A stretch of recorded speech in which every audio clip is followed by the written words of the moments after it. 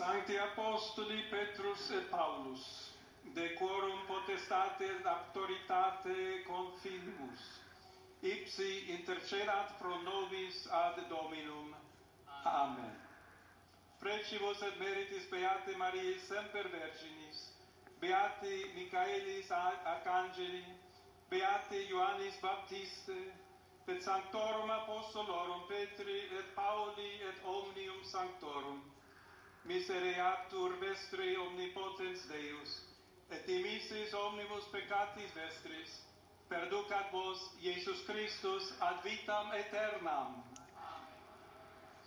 Indulgentiam, absolutionem et remissionem omnium peccatorum vestrorum, spatium vere et fructuose penitentiae, cor semper penitens, et emendationem vitae, gratiam et consolationem Sancti Spiritus, et finalem perseverantiam in bonis operibus tribuat vobis omnipotens et misericors Dominus.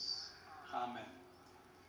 Et benedictio Dei omnipotentis, Patris et Filii et Spiritus Sancti descendat super vos et maniat semper.